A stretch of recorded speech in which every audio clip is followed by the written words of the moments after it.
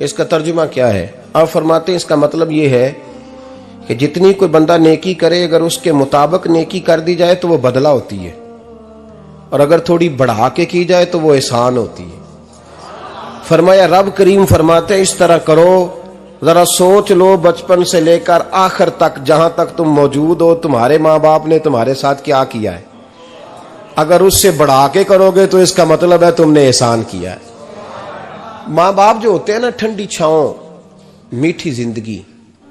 माँ अनपढ़ भी हो ना तो कम से कम यूनिवर्सिटी होती है, और बाप अगर बिल्कुल अंगूठा छाप भी हो ना, किसी कॉलेज में, मदरसे में, इदारे में ना पढ़ा हो, तो बेटे के हक में जिन चीजों की जरूरत होती है वो सारी अल्लाह बाप को अता करके भेजता है।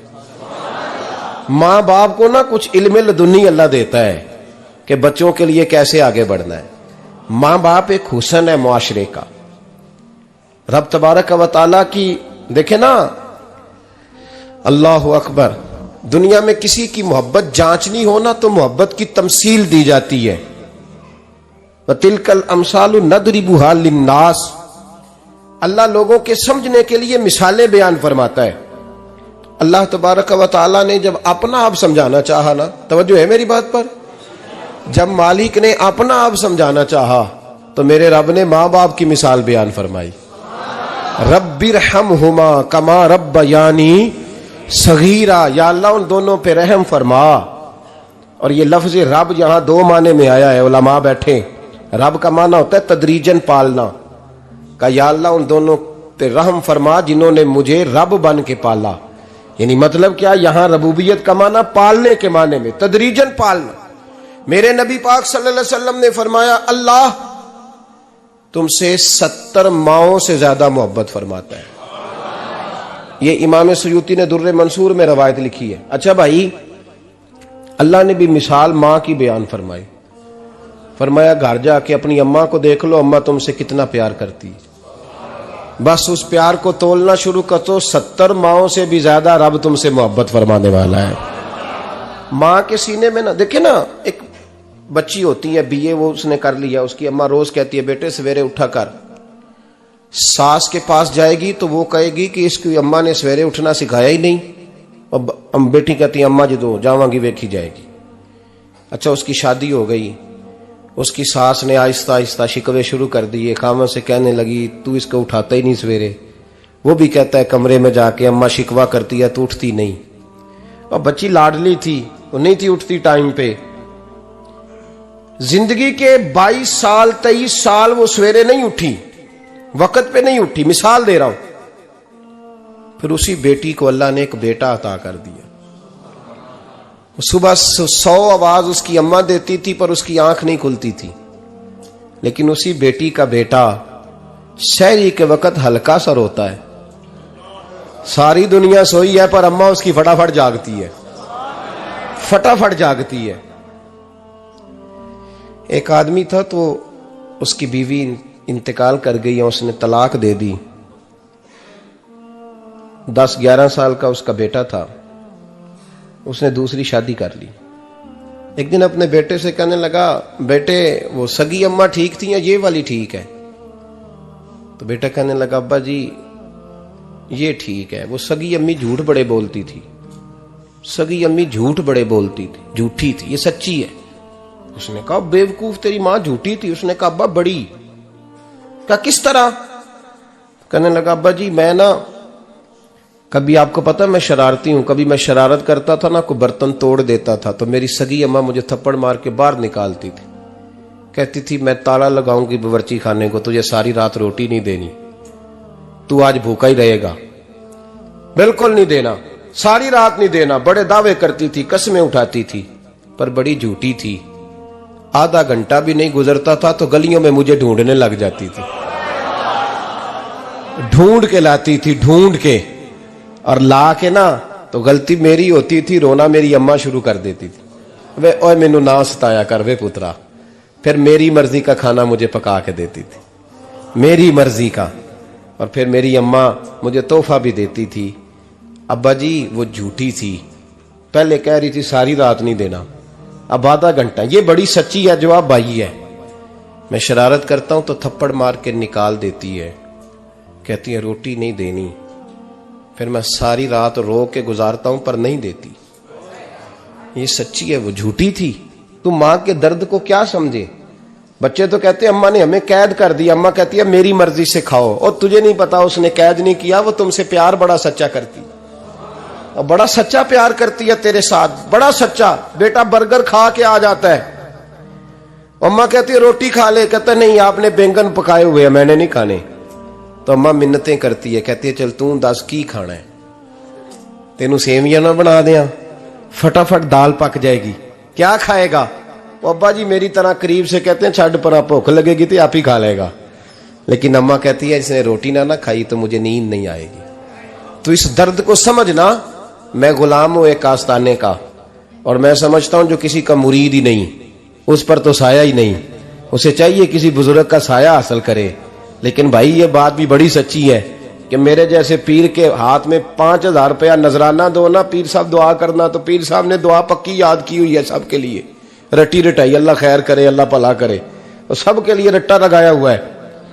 और अम्मा को बेटा वैसे ही कह जाए, वैसे ही अम्मा मैं इंटरव्यू देने जा रहा हूं, जरा दुआ करना, वो बीबियां मंगा के दुआए तंजीना पढ़ाना शुरू कर देती है, और सारी सारी रात मुसल्ले पे बैठी। इस दर्द को समझना।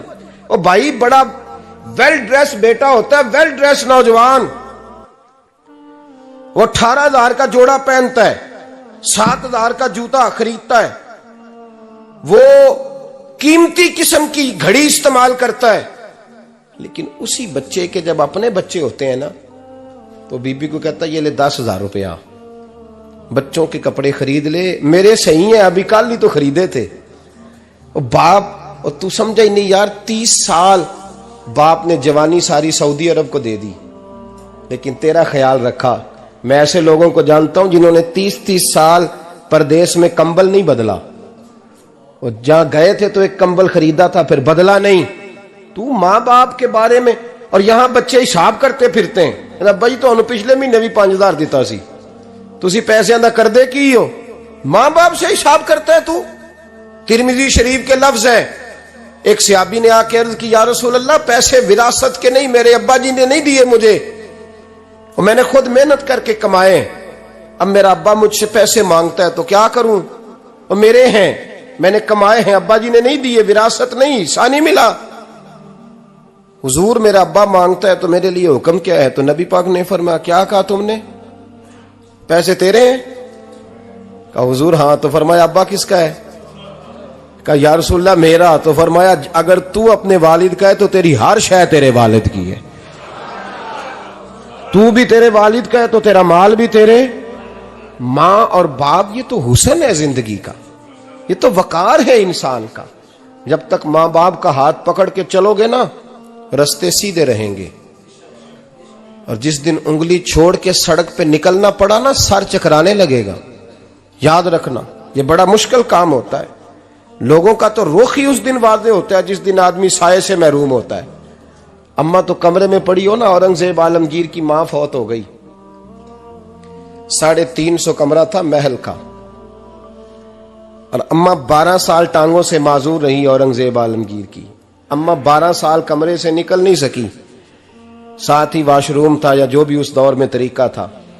औरंगजेब जब महल में आते थे तो फिर भी सीधे अम्मा के पास जाते थे, और जब वापस निकलते थे फिर भी अम्मा के साथ। औरंगजेब की मां का जनाजा उठा तो औरंगजेब ने रोना शुरू किया।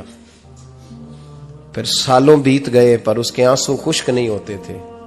एक शख्स ने कहा तेरी कोई अनोखी मर गई है, सारी दुनिया की मरती हैं। उसने कहा मैं बादशाह हूं, 24 घंटे लोगों का आना जाना है, बड़े दबदबे हैं, बड़े डेरेदारियां हैं, बड़ी भैंसें, बड़ी गायें, बड़े खाने वाले, बड़े लांगरी।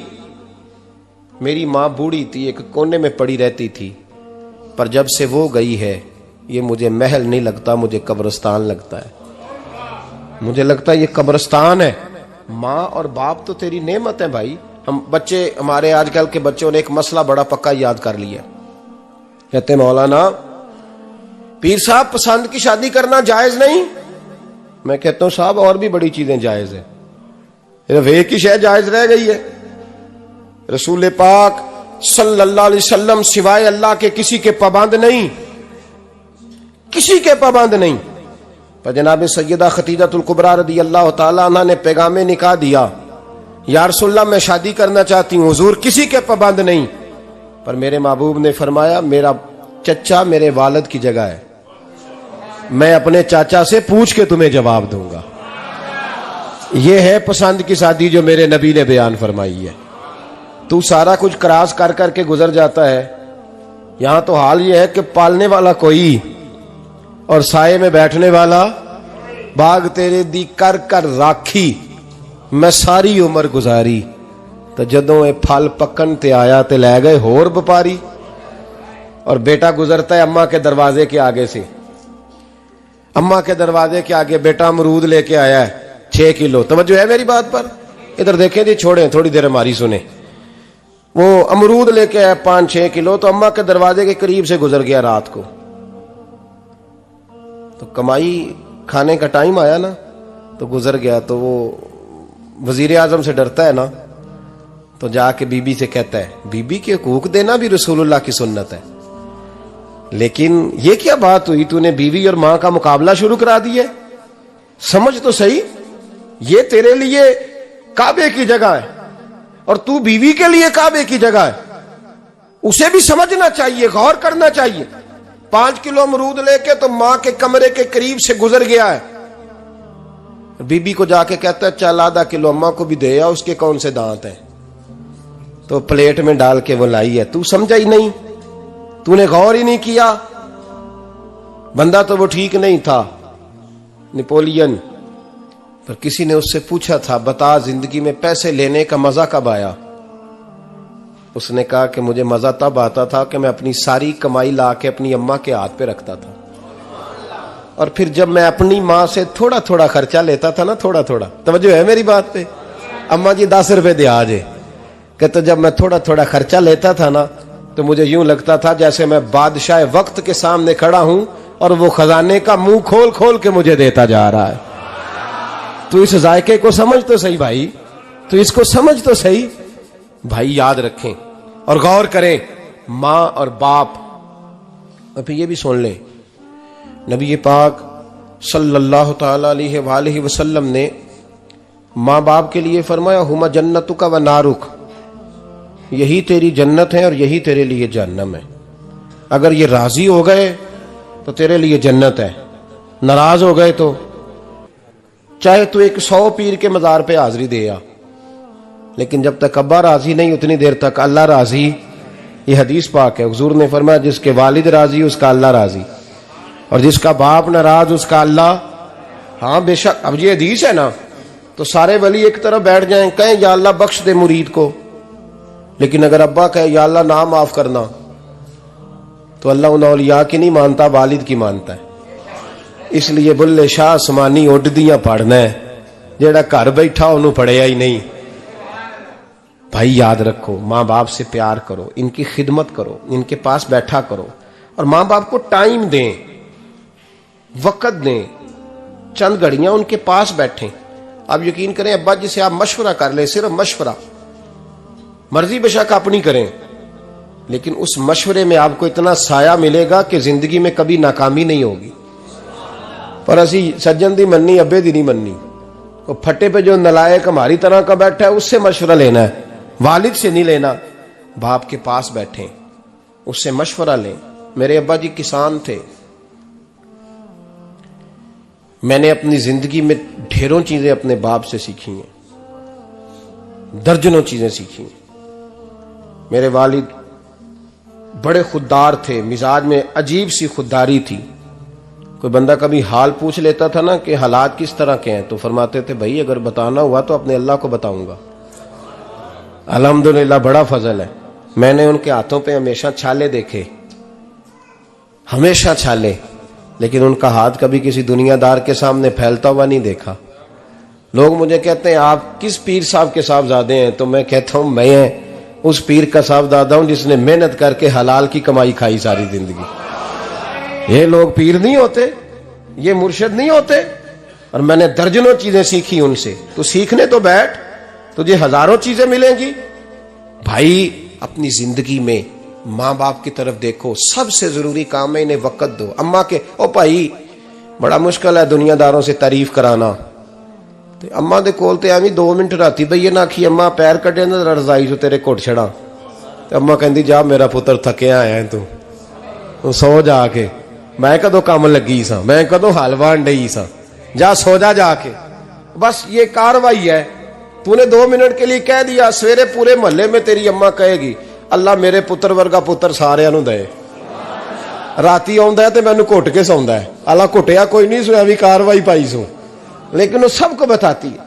तो भाई इतनी कीमती चीज और तू छोड़ के मैं कभी जलसे से देर से आता था ना, अब तो जाता नहीं ज्यादा जगहों पे, कोशिश करता हूं कि चलो माहौल के मुताबिक, थोड़ा खुश्क आदमी हूं तो हर जगह सेट नहीं हो पाता, इसलिए कम जाता हूं। तो कभी रात को आते थे ना देर से, मेरी अम्मा जी शुगर की मरीज थी, तो मैं छोटे भाई को फोन करता था कि अम्मा जी सो गए, कहते सो गए। मैं कहता था कि तू ना इस तरह कर, नीचे आ जा, 2 बज गए, वो शुगर की मरीज है, आंख खुल जाए ना तो दोबारा लगती नहीं बुजुर्गों की, तो तू दरवाजा खोल दे, अंदर दस्तक दी तो दिक्कत होगी। तो मैं जूते उतार के अंदर दाखिल होता था, तो पहला कदम रखता था तो मेरी अम्मा बोल पड़ती थी पुत्र आ गए, आ गए। ओ भाई तू इस दर्द को समझना, कोई तुझे मिलेगा, कोई मिलेगा तुझे ऐसा। अब मैं दूर दराज भी चला जाता हूं, उनकी जिंदगी में नहीं जा पाया, कहती नहीं हमने नहीं जाना, घर में रहना है, इस कैफ को समझ ले, इस दौलत के करीब हो जा। हजरत अबू हुरैरा रदी अल्लाह ताला अन्हु फरमाते हैं मेरी अम्मा बूढ़ी थी, मैं उनकी खिदमत करता था। बाप की खिदमत और माँ की खिदमत सबके हिस्से में नहीं आती, ये रब जिसे महबूब रखता है उसे ये मौके अता करता है। खुश नसीब है जिसे बूढ़ा बाप मिले और वो नौकरी करे, खुश किस्मत है जिसको बीमार माँ मिले और वो नौकरी करे। हजरत अबू हुरैरा फरमाते मेरी अम्मा बूढ़ी थी, तो उनका मैदा कमजोर हो गया था, तो मैं उठा के पखाना पेशाब करता था तो कई दफा मेरे ऊपर कर देती थी। ये हजरत इब्न जौजी अलैहिर्रहमा ने इसको लिखा है, फरमाते हैं मेरे दिल में ख्याल आता था कि मैं बड़ा खिदमत गुजार हूं अपनी माँ का। एक दिन मैं हजरत उमर के पास बैठा था उनके दौरे खिलाफत में, तो एक शख्स आ गया, उस शख्स ने आकर के कहा कि हजरत उमर से हुजूर एक मसला पूछना है। फरमाया पूछो। वो कहने लगा हुजूर मेरी अम्मा बूढ़ी हो गई है, बीमार रहती है, मरीजा है, मुझे आवाज देती है बेटे पेशाब आया है, आवाज देती है, तो मैं अम्मा को उठाता हूं, अभी मैं बैतुल खिला तक वॉशरूम तक जाता नहीं कि मेरी अम्मा मेरे ऊपर पेशाब कर देती है। हजरत उमर से कहने लगा हुजूर बचपन में मैं अम्मा पे पेशाब करता था, अब अम्मा मेरे ऊपर कर देती है, तो हक अदा हो गया ना। हजरत अबू हुरैरा कहते हैं जब उसने सवाल पूछा तो मेरे भी कान खड़े हो गए। मैंने कहा ये तो मेरे वाला मसला पूछ रहा है, मेरे वाला मसला पूछ रहा है। मेरे पास एक दोस्त जुमा पढ़ने आते हैं बड़ी दूर से, मुझे कहने लगे हजरत साहब जदों भी मैं आउना ना तुसी मेरी ही गल छेड़ देंदे हो, वो जो बात होती है ना बिल्कुल मेरी होती है। मैंने कहा नहीं यार जो मैं कर रहा होता हूँ वो मेरी भी होती है, वो सारे मुआशरे की होती है। हमें लगता है कि मेरी हो रही है, हालांकि वो बात हमारी सबकी मुश्तरका होती है। सुन ले और याद रख लें।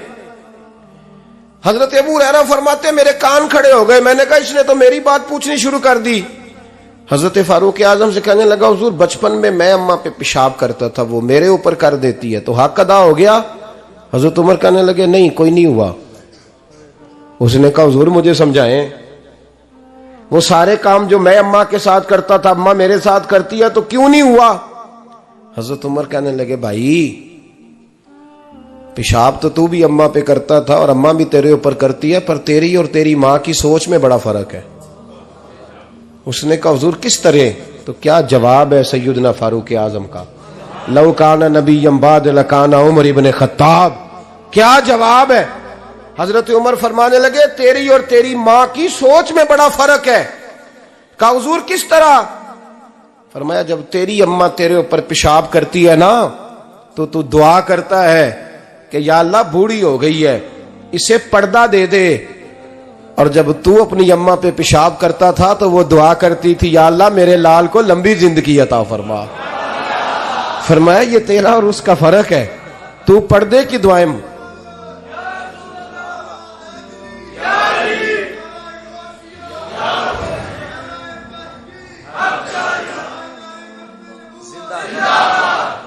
सुने अजीजों, कहा जब तेरी और तेरी मां की सोच में, और नबी पाक सल्लल्लाहु अलैहि वसल्लम ने फरमाया है जितने भी गुनाह इंसान करता है ना, अल्लाह करीम सजा को रोक देता है, कयामत में सजा देगा। और जो माँ बाप का नाफरमान है ना, उसको दुनिया में भी सजा मिलेगी। जो माँ बाप का नाफरमान है उसे दुनिया में भी, आप यकीन करें, बच्चे थोड़ा सा पड़ जाते हैं बेचारे, तो माँ बाप से कहते हैं अब्बा जी तुसी पुराने दौर दे हो, तो की पता होवे, और तुझे पता ही नहीं भाई, तुझे खबर ही नहीं, ये पुराने दौर के नहीं, तू बेवकूफों के दौर का है, तू समझ ये को तालीम है। अकबर अलाहाबादी ने कहा था हम ऐसी लाखों किताबें काबिले जब्ती समझते हैं, जब्त करने को दिल करता है, हम ऐसी लाखों किताबें काबिले जब्ती समझते हैं जिनको पढ़ के बेटे बाप को खबती समझते हैं। बात करने वाली मां और बाप इतना बड़ा दर्जा है। और भाई सुन लो और इस बात को याद रखना, दुनिया में सियाबी होने से बड़ी विलायत कोई नहीं। सारे वली गौस कुतुब अब्दाल मिलके भी सियाबी के कदमों की खाक तक को नहीं पहुंच सकते, लेकिन हजरत अवैसे करनी सियाबी नहीं बन सके सिर्फ अपनी अम्मा की वजह से, पीछे रहे। महबूब ने फरमाया तू वहां रह के मां की नौकरी कर, तेरा नबी तुझसे राजी है। इतना बड़ा काम उन्होंने छोड़ दिया, हुजूर की जाहिरी ज़ियारत नहीं कर पाए, और तू कहता है मैं फलाने पीर साहब के आस्थाने पे होता हूं, अम्मा बड़े भाई के पास होती है, मैं जाता हूं तंजीमों के साथ, जमातों के साथ, और अम्मा फलाने के साथ। ये कैसी बात हुई? ये किस तरह का मसला हुआ? जो तेरी ड्यूटी है उस ड्यूटी को पहले अदा कर, नौकरी को पहले कर, फराइज का अदायगी पहले कर। तू फर्ज छोड़ के नफल के पीछे जा रहा है, इस काम को पहले सर अंजाम दे। मेरे नबी पाक सल्लल्लाहु अलैहि वसल्लम ने फरमाया वालिदैन के नाफरमान को दुनिया में सजा मिलती। हजरत मालिक बिन दिनार रहमतुल्लाह ताला अलैह फरमाते मुझे अल्लाह ने 60 हज करने की तौफीक अता फरमाई। कितने? बोल के बताएं। जिस बंदे के पास इतने पैसे हों कि हज पे जा सके, आ सके, और जितने दिन रहना है घर वालों को खर्चा दे सके, उस पर हज करना फर्ज है। पता है आपको? उस पर हज करना, इसलिए बयान कर रहा हूं कि हज की दरखास्तें जा रही हैं। हम पता क्या कहते हैं? हम कहते हैं बच्चे बड़े होंगे, शादी करूंगा फिर जाऊंगा। ये किसने फतवा दिया है? ये किससे आपने पूछा है? वो जब बड़े होंगे उनकी शादी की चीज उस वक्त आप पे फर्ज होगी। अभी जो फर्ज है उसको अदा करें। और ये तिरमिजी शरीफ की हदीस है, याद रख लें। नबी पाक सल्लल्लाहु अलैहि वसल्लम ने फरमाया जिस पर हज फर्ज था उसने किया नहीं, बगैर हज किए मर गया, या यहूदी होके मरेगा या ईसाई होके मरेगा। इतना बड़ा हुक्म है हज के हवाले से, लेकिन लोग इंतजार करते रहते हैं पता नहीं किस चीज का। जब आपको अल्लाह मौका दे, हिम्मत दे, तो पहली फुर्सत में ये फरीजा अदा करें, ये जरूरी काम है। हजरत मालिक बिन दिनार फरमाते मैंने 60 हज किए। एक हज के मौके पर मैंने बड़ा रश देखा, लाखों का इज्तिमा हुआ। मेरी बातों की समझ तो आ रही है ना आप दोस्तों? जो नहीं बोल रहे उन्हें भी आ रही है ना? अल्लाह जज़ा दे।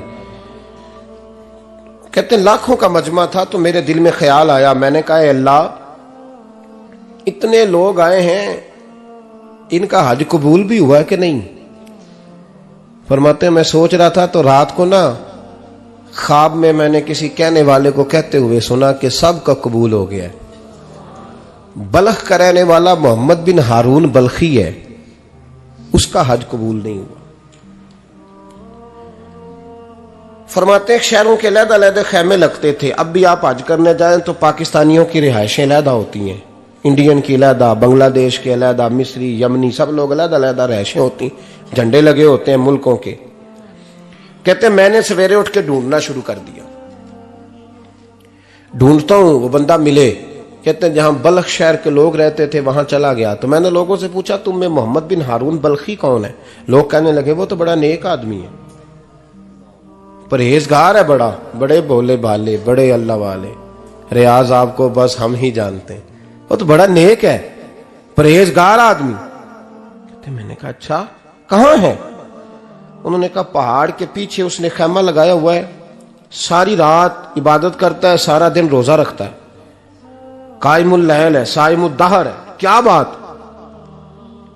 फरमाते मैं उन लोगों की बात सुन के हैरान हो गया कि मुझे क्या बताया गया, ये क्या कह रहे हैं। फरमाते मैं पहाड़ के पीछे गया। हजरत मालिक बिन दिनार अलैहि रहमा फरमाते हैं जब मैं वहां पहुंचा तो मैंने उस शख्स को मुसल्ले पे बैठे देखा। कसरत इबादत के आसार उसके वजूद पर नजर आ रहे थे। सीधा बाजू उसका कटा हुआ था। फरमाते 2 रकते मुकम्मल करके ना मैंने उससे अस्सलामु अलैकुम कहा तो मुझे कहने लगा वालेकुम अस्सलाम, आप मालिक बिन दिनार हैं। मैंने कहा बड़ी इसकी फिरासत है। फरमाते फिर उसने ठंडी सांस ली, कहने लगा आपको ख्वाब आई होगी कि मेरा हज कबूल नहीं हुआ। फरमाते मुझ पर और बिजली गिरी कि क्या कह रहा। फरमाते मैंने कहा यार लोग भी तेरी तारीफ कर रहे हैं और तेरी बसीरत भी बड़ी है, तो ये माजरा क्या है। कहने लगा आप ना पूछें। ये कह के उसने रोना शुरू किया, देर तक रोता रहा। मैंने कहा नहीं यार तू बता। कहने लगा नहीं आप ना पूछें, आप नाराज होंगे। मैंने कहा मैं नहीं होता, तू बोल ना। कहने लगा हुजूर 24 साल हो गए मुझे हज करते हुए, 24वां हज है मेरा, और हर साल कोई अल्लाह का वली आके बताता है कि जा चला जा तेरा कोई नहीं कबूल हुआ। बेपरवाही वेख सज्जन दी जिथे किसे दी पेश ना जावे, उन्हें ताजा वाले दर दर रोले ते मंगते तख्त बिठावे। आजम किसे नु कारा मिलदा ही कोई काबे ओ खाली आवे। कहते हैं उसने मुझे कहा हुजूर 24वां हज है, हर साल कोई बताता है। मैंने कहा तेरी गलती। कहने लगा मैं अपनी मां का नाफरमान। मैंने कहा वाकया क्या हुआ। कहने लगा हजरत अल्लाह ने मुझे दौलत दी, माल दिया, जमीनें दी, तो मैं अय्याश हो गया। आप यकीन करें अल्लाह लोगों को माल देता है तो वो समझते हैं मेरी चालाकी से आया है, मैं तेज बड़ा था इसलिए आया है, नाफरमान होते हैं। लेकिन जो रब लेना जानता है देना जानता है वो लेना भी। वारस शाह मान करी ना वारसां दा, रब बेवारसा करके मार दई। लोग बड़े स्मार्ट बन जाते हैं, उनकी गुफ्तगू में बड़ा तकब्बुर होता है, उनके निगाहों के अंदाज में बड़े, वो कहते हैं ओहो सब लोग बेवकूफ हैं सिर्फ मैं सियाना हूं, काम जो सही चल रहा है। ओ भाई 1 मिनट लगता है इंसान को बादशाह से फकीर होने में। एक इमाम मालिक रहमतुल्लाह अलैह बैठे थे तो हारून रशीद आपसे कहने लगा इमाम अबू मालिक से, हजरत बताएं इस वक्त अल्लाह क्या कर रहा है। आप फरमाने लगे यार तू बड़े मोटे दिमाग का है, किस तरह के सवाल पूछता है। बादशाह था ना, कहा नहीं आप बताएं। तो इमाम मालिक फरमाने लगे तू तख्त पे बैठ के सवाल पूछता रहता है और मैं नीचे बैठ के जवाब देता रहता हूं, नीचे आ फिर बताता हूं। उसने कहा जनाब बताएं। फरमाने लगे तू सवाली है ना, तो तू नीचे बैठ और मैं ऊपर बैठता हूं। क्या जनाब आ जाए। हारून रशीद नीचे आ गया, इमाम मालिक तख्त पे बैठ गए। फरमाने लगे अब बता क्या पूछ रहा था। कहने लगा हुजूर पूछा था अल्लाह इस वक्त क्या कर रहा है। फरमाने लगे रब इस वक्त तुझे समझा रहा है कि इस तख्त पे तकब्बुर न करना, 1 मिनट लगता है मैं तुझे उठा के मालिक को बिठा दिया करता हूं, ये तुझे समझा रहा है, लिहाजा इस समझ पे कायम रहना, तकब्बुर न करना, 1 ही तो मिनट लगता है, ये तुझे समझा रहा है। तो वो शख्स कहने लगा मोहम्मद बिन हारून बल्खी इमाम मालिक बिन दिनार से कि हुजूर बड़ी दौलत थी तो मैं अय्याश हो गया था। रमजान का महीना था, अम्मा तंदूर में रोटियां लगा रही थी, मैं शराब पी के घर आ गया। हमारे यहाँ ये भी फैशन है ना, अब मेहंदी वाले दिन चौधरी साहब के डेरे पे जवान शराब पीते हैं तो पूछते हैं हाजी साहब आप तो हाजी भी हैं, तो डेरे पे मुंडे क्या करते रहे। कहते मैं डेरे तो सा मैनू नहीं पता, वो कार लगे सन। हाजी साहब आपको सारा पता है और अल्लाह आपसे पूछ लेगा। यहां तो कोई आदमी चुप कर जाएगा आपके किलों की वजह से, लेकिन अर्श के मालिक को भी तो जवाब देना है कि नहीं। क्या तरीका है देखे ना, कुल वाले दिन महफिल और मेहंदी वाले दिन अल्लाह से सिर्फ दुखों का रिश्ता है, रसूलुल्लाह से सिर्फ गमों का रिश्ता है। अगर तूने ढोल ढमक्का शोर शराबा किया है शादी वाले दिन तो कुल वाले दिन भी बजा, तेरा पता चले, जनाजे पे भी बजा। क्या तमाशा है। मजहब सिर्फ रस्म है, जरूरत है, कोई मर गया तो कुरान पाक खोल लो, बाकी जो मर्जी करो।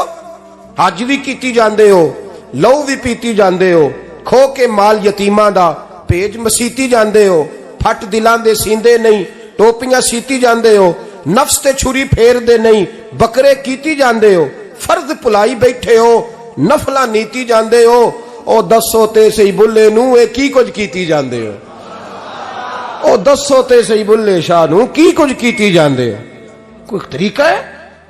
कोल शरीफ पे मौलवी साहब तशरीफ लाइएगा, अब्बा जी के कोल है, तो मैं तो कहता हूं बजा ना बैंड बाजे वाला आज भी, तेरा पता चले कि ये दो दो काम कैसे होते हैं। तू किस तरह दो कश्तियों का, समझ नहीं आती बात की। मैं तो जाता ही नहीं बैंड बाजे वाली शादी पे, मैं कहता जो तुमको मर्दी पढ़ा लो। ने कहा हमसे नहीं दो दो काम होते, अल्लाह रोजी देने वाला है, एक ही करते हैं। दो रंगी छोड़ के यक रंग हो जा, सरासर मोम हो जा या संग हो जा, मौज करो। हम इस चक्कर में पड़ते ही नहीं, हम वो रास्ता ही छोड़ देते हैं जो हमारी तबीयत के मुताबिक नहीं होता। बस खत्म हो गई बात। इसलिए गौर करें और याद रखें इस बात को। इमाम मालिक बिन दिनार रहमतुल्लाह अलैह फरमाते हैं, मुझसे कहने लगा पैसे आए तो मैं याश हो गया। रमजान का महीना था, असर के बाद मेरी अम्मा इफ्तारी की तैयारी कर रही थी। मैं गया, मैंने कहा शराब पी हुई, अम्मा रोटी दे। तो अम्मा कहने लगी शर्म कर, शर्म कर, रोजा रखा नहीं तो जिन्होंने रखा है उनका तो ख्याल कर। कहते अम्मा की बात का मुझे गुस्सा लगा। मैं कहा करता हूं बदनसीब है वो बेटा जिसका बाप उससे बात करते हुए डरता है कि पता नहीं कहां से बोलेगा। बदनसीब नहीं वो बेटा जिसकी मां उससे बात करते हुए सहम जाती है कि पता नहीं कौन सी बोली बोलेगा। बदनसीब नहीं कि मां बाप भी जिससे खोल के बात ना कर सके। हजरत मालिक बिन दिनार से कहने लगा, अम्मा ने जब कहा ना शर्म कर, तो मुझे गुस्सा आया, मैंने मां को थप्पड़ मारा और मेरी मां जलते हुए तंदूर में गिरी। लोगों ने मुझे पकड़ के अंदर बंद कर दिया कमरे में। सारी रात मैं शोर सुनता रहा पर नशे में धुत रहा। सवेरे आंख खुली तो मेरी बीवी बैग बांध रही थी। मैंने कहा कहां जा रही हो? कहने लगी जो मां का नहीं बना मेरा कैसे बनेगा। वो मैंने कहा मेरी अम्मा का, वो तो लोगों ने रात को ही दफन कर दी जनाजा पढ़ के। तड़प के कहने लगा मुझे क्यों नहीं बताया? तो कहते हैं लोग कहने लगे तेरी मरती हुई मां कह गई थी इसे मेरा मुंह ना देखने देना, मेरे जनाजे के करीब ना आए। हजरत मालिक बिन दिनार फरमाते हैं जब उसने ये बात सुनाई तो मैंने भी उसके मुंह पे थप्पड़ मारा। मैंने कहा तू इसी काबिल है। कहते हैं वो रोने लगा, हुजूर दुआ करे अल्लाह मुझसे राजी हो जाए। कहने लगा जब मां की इंतकाल की खबर मिली तो मैंने कुल्हाड़ी लेके वो हाथ काट दिया जिससे मां को मारा था। मैंने सारी जायदादें खिरात कर दी। 24 साल हो गए, 24 साल। सारी रात नमाज पढ़ता हूं, रोजा रखता हूं, हज करता हूं, पर हर साल कोई आके कहता है जा दौड़ जा तेरा कोई नहीं कबूल हुआ। हुजूर दुआ करे मालिक राजी हो जाए। फरमाते मैं थप्पड़ मार के आ गया। मैंने कहा तुझसे राजी हो जाए इतने जालिम से? इमाम मालिक फरमाते रात को आके सोया तो मुझे ख्वाब में रसूल पाक का दीदार हुआ। तो नबी पाक अलैहिस्सलाम ने फरमाया मालिक तू उसे मायूस क्यों कर आया है? अल्लाह तो बड़ा मेहरबान है। कहा हुजूर मां के नाफरमान को माफी कैसे मिलेगी? तो इमाम मालिक फरमाने लगे नबी करीम ने फरमाया जा उसे जाके बता दे तुझे कयामत में तेरी मां की वजह से बख्श दिया जाएगा। कहा हुजूर अम्मा की वजह से किस तरह? तो महबूब फरमाने लगे इसकी मां कयामत में इसके खिलाफ मुकदमा दायर करेगी रब करीम की अदालत में। ए अल्लाह मैंने 9 माह पेट में रखा, दर्द सह के इसे जना, जिगर का खून पिला के पाला और इसी ने मुझे कत्ल किया। रब करीम इसकी मां का मुकदमा सुन के कहेगा उठाओ इसको दोजख में फेंको, इसने मां जलाई थी इसे भी जलाओ। महबूब फरमाने लगे जब पकड़ करके मालिक उसको मोहम्मद बिन हारून को लोग ले जाएंगे ना जहन्नम की तरफ, अभी फरिश्ते घसीटेंगे ही तो पलट के फिर अम्मा की तरफ देखेगा और दूसरी दफा फिर घसीटेंगे तो पलट के देखेगा और तीसरी दफा फिर पलट के कहेगा अम्मा ये मुझे जलाने लगे, अम्मा ये जहन्नम में फेंकने लगे। मेरे हबीब फरमाने लगे वो जल के मरने वाली मां वहां भी बोल पड़ेगी, कहेगी या अल्लाह चल मैंने माफ किया तू भी माफ कर दे। ऐ अल्लाह मैंने माफ किया तू भी माफ कर दे, अल्लाह तू माफ कर दे इसे, अल्लाह तू इससे दरगुजर फरमा, इसे माफ कर दे। मेरे महबूब पाक अलैहिस्सलाम फरमाते रब करीम कहेगा इसने तुझे जलाया, तो कहेगी अल्लाह ये तो बेटा था इसने जला दिया, मैं मां हूं, मेरे सामने जले तो मैं कैसे बर्दाश्त कर सकती हूं। फरमाया उसने जला के मारा था, पर उसी मां की वजह से रब करीम इसे जन्नत अता फरमाएगा। पलटा पलटा, जा जाके मां के पैरों में बैठ, जा सवेरे अनपढ़ बाप से दुआ कराया कर, जा बिल्कुल अंगूठा छाप बाप से सुबह दुआ कराया कर, देख रब करीम तेरे लिए रहमतों के दरवाजे खोल देगा। और आखिरी बात ये भी सुन ले, मां बाप के इंतकाल के बाद रिश्ते खत्म नहीं होते। रिश्ते खत्म, क्या दुआ मांगते हो नमाज में? रब्बना इग़फिरली। इसका मतलब है मां बाप तो है ना, वो जो औलाद बचपन में चली जाएगी ना, नाबालगी में, छोटे बच्चे, वो कयामत में मां बाप की सिफारिश करेंगे। मां बाप के इंतकाल के बाद भी आला हज़रत फाज़िल बरेलवी ने 12 हुकूक लिखे हैं मां बाप के फतावा रज़विया में। फरमाया उनके दोस्तों से दोस्ती रख, उन्होंने जो वादे किए थे वो वादे पूरे कर, अगर उनके जिम्मे कर्जे हैं तो अदा कर, और अगर तेरे माँ बाप जो नेकियां करते थे वो नेकियां जारी रख। और इमाम जलालुद्दीन सयूती ने शरह सुदूर में लिखा है, जमीन पे रह के गलत काम ना करना, वरना फरिश्ते कब्र में जाके तेरे माँ बाप को कहेंगे तो कितनी बुरी औलाद पैदा करके आया। और फरमाया तो दुनिया में रह के अच्छे काम कर, चाहे दुआ मांग चाहे ना मांग, फरिश्ते कब्र में जाके कहेंगे क्या बात है तुम्हारे बेटे की, कैसा लाल पैदा किया है, दुनिया खैर से भर दी है। और भाई मुझसे कोई बंदा पूछे ना कि माँ बाप को इसाले सवाब का सबसे बेहतरीन तरीका, तो मैं कहता हूं बेटे नमाजी हो जाओ। क्या कर, ताकि हर नमाज की आखिरी रकत में तू कहे रब्बना इग़फिरली।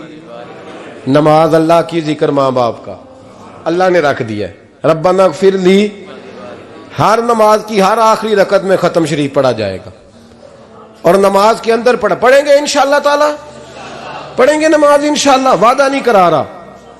दाढ़ी किसकी सुन्नत है? नहीं, जिन्हें नहीं रखी हो बोलो, जिन्हें रखी हो तो बोलन डया ने। किसकी सुन्नत है?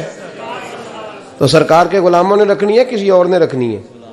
गुलाम कहते हैं अभी हम नेक ही नहीं, नेक होंगे तो रखेंगे। वो खुदा के बंदो, नेक तो सारी जिंदगी बंदा नहीं होता।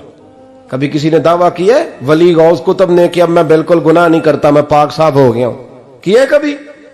ये शैतान का वसवसा है। दाढ़ी हुजूर की सुन्नत है, और रखो तो नबी पाक की मर्जी के रखो, पूरी मुट्ठी रखो, अपनी मर्जी की ना रखो। जितनी मुझे अच्छी लगती है उतनी मैंने रख ली। एक मुट्ठी दाढ़ी रखें, सारी दुनिया की ट्रेनें गुजरती हैं तो गुजर जाएं, नमाज का वक्त नहीं गुजरना चाहिए। बस खत्म हो गई बात। दुनिया तो चंद रोज है, ओ पईयां देश दियां कबरां जिन्हां ते फुल पे, उधरों कोई नहीं जी आमदा ते इधरों लखां गए।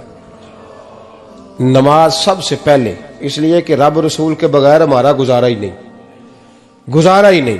नमाज, कुरान पाक और दुरूद व सलाम, ये कज़ा होना ही नहीं चाहिए, जो मर्जी हो जाए।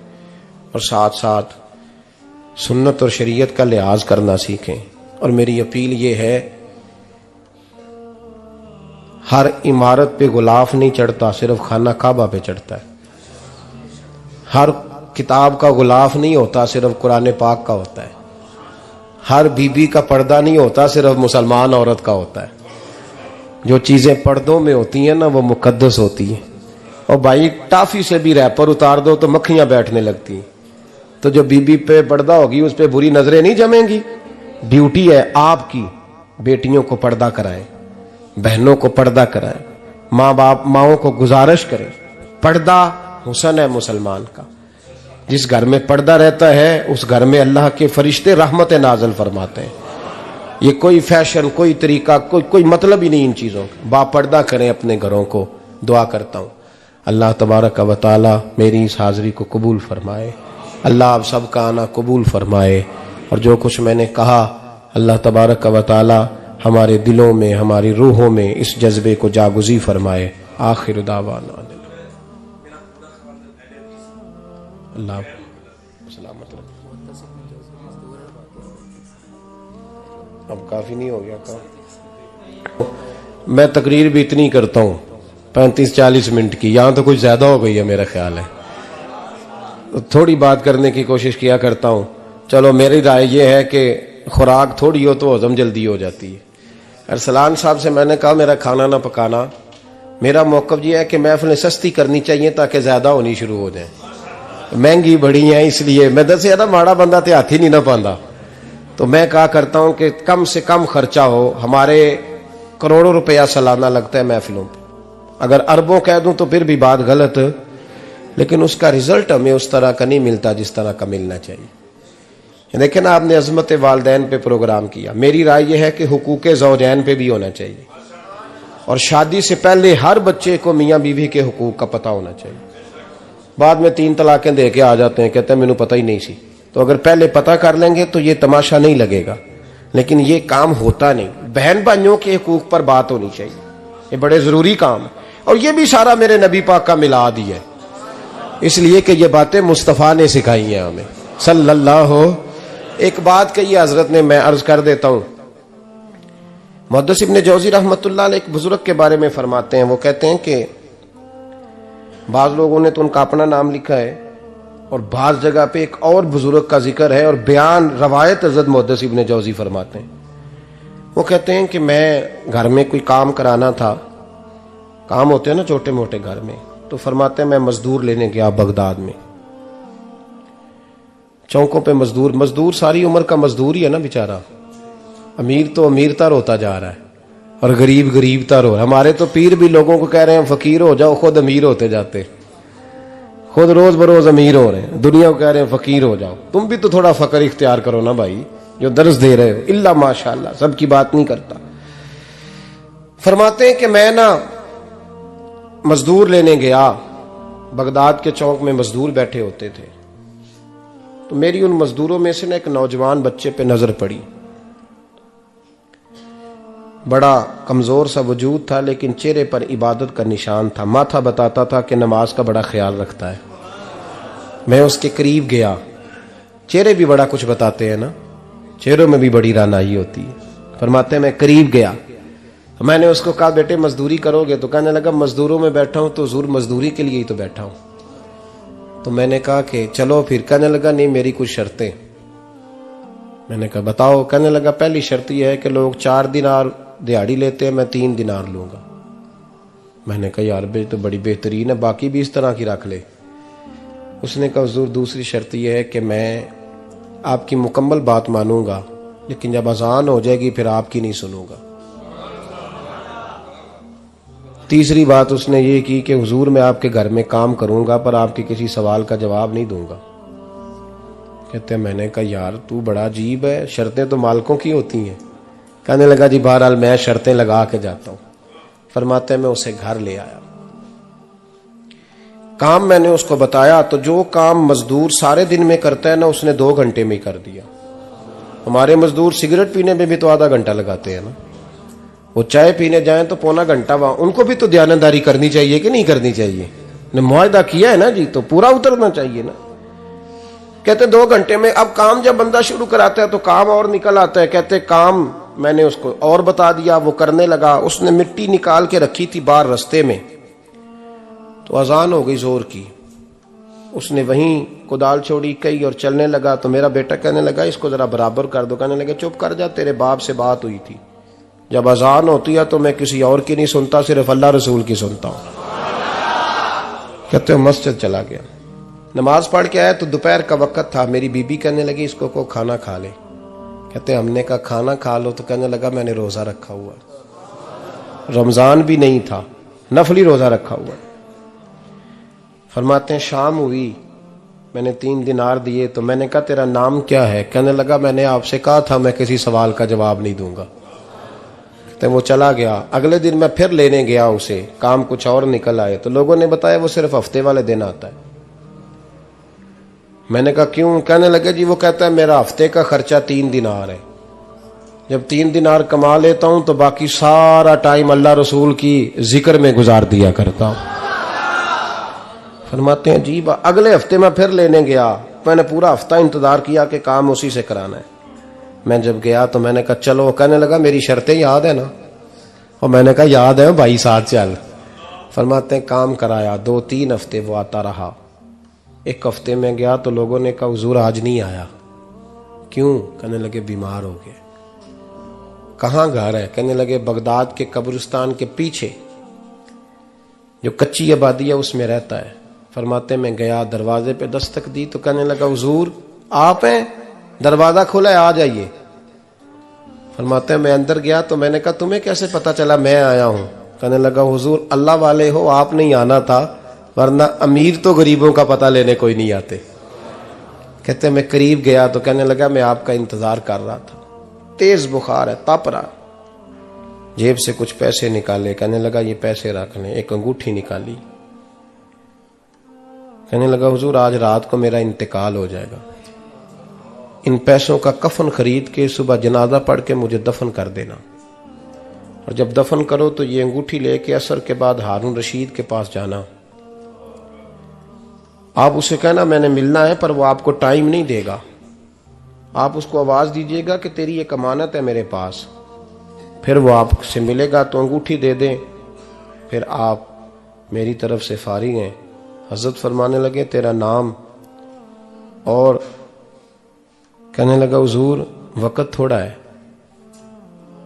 आज रात मैंने जाना है, बड़ी लंबी माफी मांगनी है रब करीम से, अगर मुनासिब समझे तो मुझे अपने रब से तन्हाई करने दे।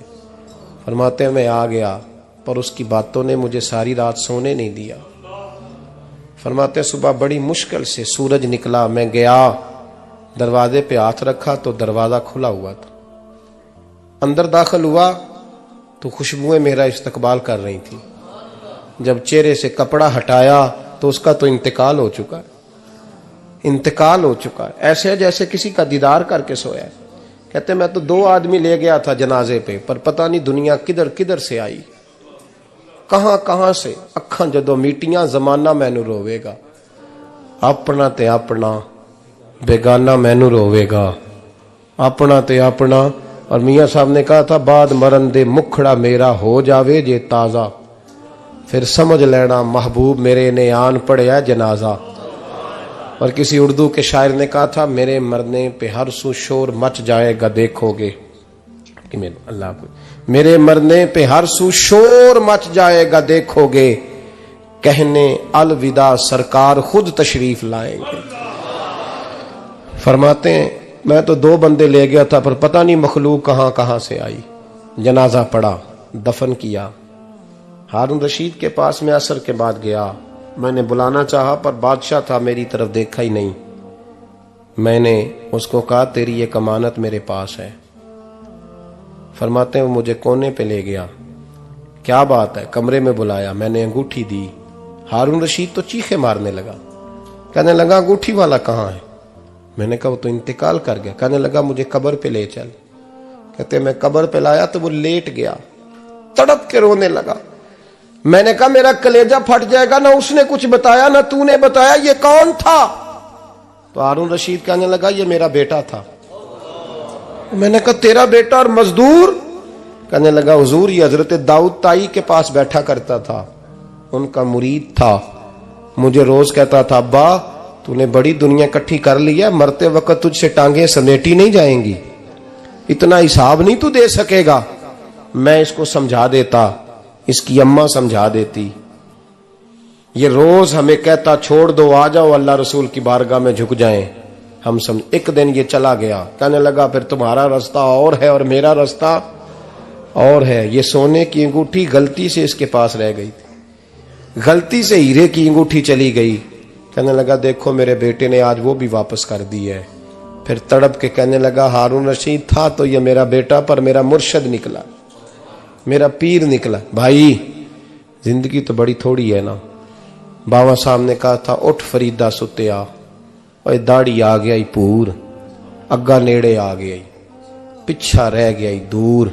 उठ फरीदा सुत्या खलकत वेखन जा, मते कोई मिल जाई बख्शिया ते तू ही बख्शिया जा। उठ फरीदा सुत्या झाड़ू दे मसीत, तू सुते रब जागदा, तेरी डाडे नाल परीत। मेरा रब हमें भी अपनी बारगाह में कबूल फरमाए। आखिर दावाना अनिल हम्दुलिल्लाह।